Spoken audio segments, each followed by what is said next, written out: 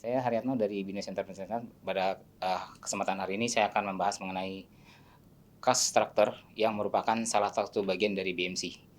Di mana yang diharapkan dari penyampaian materi ini adalah bahwa kita atau rekan-rekan Binusian mampu memberikan atau mengidentifikasi keperluan biaya, alokasi biaya yang dibutuhkan dalam sebuah proses produksi.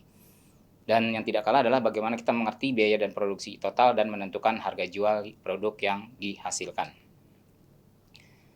Dalam kesempatan ini kita akan membahas ada 4 permasalahan: definisi biaya dan klasifikasi biaya, pengertian dan harga pokok produksi, metode pengumpulan dan harga pokok produksi, dan terakhir kita membahas mengenai metode bagaimana menentukan harga jual. Sebagaimana kita ketahui, biaya adalah salah satu unsur yang tidak terlepas dari sebuah proses produksi, di mana definisi biaya secara sederhana kita bisa mengatakan semua pengorbanan yang dilakukan untuk melakukan sebuah proses yang dinyatakan dengan satuan uang, di mana ada 5 unsur yang melekat di dalamnya, seperti biaya menurut objek pengeluaran, kemudian fungsi pokok, menurut hubungan biaya, menurut perilaku volume produksi, dan jangka waktu serta manfaat dari penggunaan alokasi biaya tersebut. Pengertian dan unsur harga pokok produksi itu secara global atau secara garis besarnya itu mencakup 3 unsur dasar. Pertama, biaya bahan baku atau raw material. Ini bersifat langsung, artinya ketika kita memproduksi sesuatu, pada saat proses produksi bahan utama apa yang kita butuhkan. Dan yang tidak kalah pentingnya, setelah bahan ada, kita akan membutuhkan siapa yang mengerjakan. Nah, ini akan kita alokasikan ke biaya tenaga kerja. Bahan baku, tenaga kerja telah ada, tentunya kita memerlukan alat ya. Dalam alat itu nanti akan dirangkum dalam sebuah biaya overhead pabrik.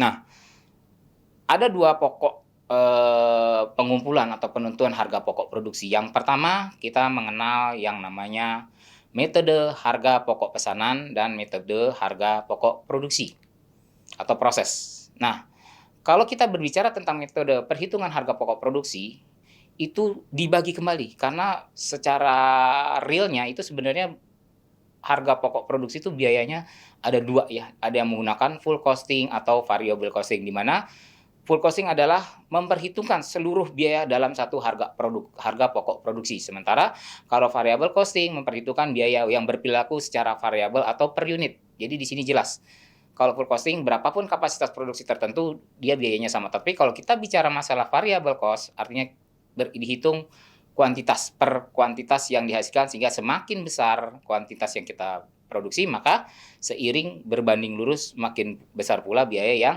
dibutuhkan. Nah, berbeda dengan perhitungan harga pokok pesanan.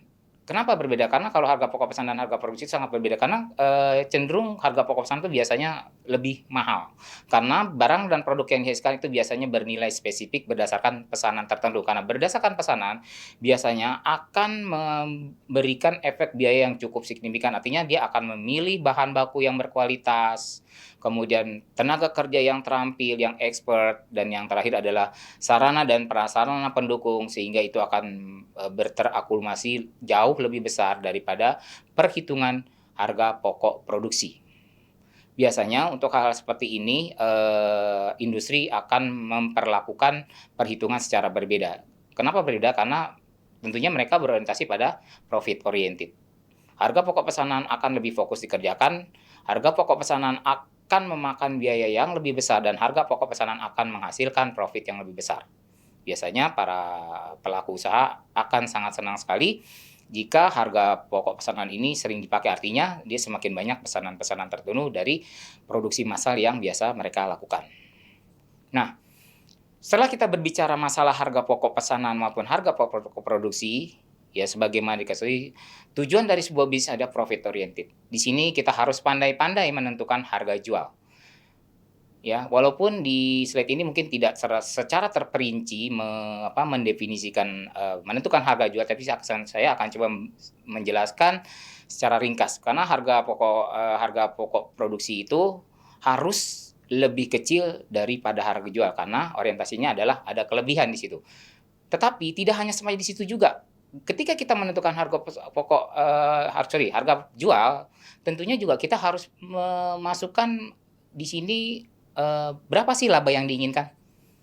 Karena kalau kita hanya berbicara harga pokok pesanan atau harga pokok produksi, itu yang kita peroleh adalah harga break even point atau harga titik keseimbangan. Nah, di sini menurut saya ini kurang kurang apa, kurang greng gitu ya, kurang kurang sehat dalam sebuah bisnis. Artinya kita harus menentukan juga berapa laba diinginkan dan di situ akan kita tambahkan terhadap harga pokok pesanan dan harga produksi sehingga baru kita menentukan harga jual. Mengapa demikian ya? Karena kan semakin hari mungkin perusahaan kita semakin besar. Di situ kita semakin membutuhkan biaya. Salah satu sumber biaya yang bisa kita ambil, yang kita bisa gunakan adalah dari kelebihan tadi. Walaupun pada kenyataannya ketika kita berbicara usaha, modal itu sumbernya ada dua, modal sendiri atau hutang.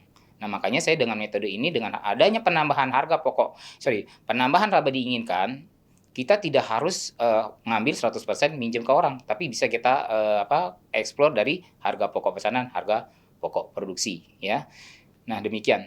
Kemudian setelah kita berbicara semua itu, sebenarnya yang paling signifikan adalah yang perlu diingat di sini bahwa ketika kita menentukan biaya, hendaknya kita tidak sembarangan. Artinya kita harus benar-benar memahami komponen-komponen atau biaya-biaya apa saja yang kita perlukan, kemudian kita merelokasi biaya-biaya tersebut dengan tepat guna, jangan sampai terjadi adanya kesia-siaan biaya sehingga akan membebani biaya produksi dan akan berimpak pada penentuan harga pokok produksi. Kesimpulan dari materi hari ini adalah berbicara tentang biaya, tadi dikatakan di awal bahwa biaya adalah segala sesuatu pengorbanan ya dalam sebuah proses produksi di mana pengertian produksi sendiri adalah bagaimana kita mampu meningkatkan nilai satu raw material memiliki add value sehingga harganya jauh lebih besar ketimbang kalau dia dijual dalam bentuk mentah. Nah, di sini saya agak kurang setuju, saya akan menambahkan ya, yang namanya profit itu hendaknya kita tidak harus melulu berbicara tentang value atau uang gitu ya. Karena ya mungkin secara secara material mungkin uang adalah satu hal ukuran bahwa itu adalah keuntungan. Tapi ada satu hal yang perlu kita tambahkan di sini. Ketika kita berbicara tadi salah satunya adalah metode harga pokok pesanan, artinya sesuatu yang kita kerjakan ini ada sifatnya spesifik, request, dan ini terbatas.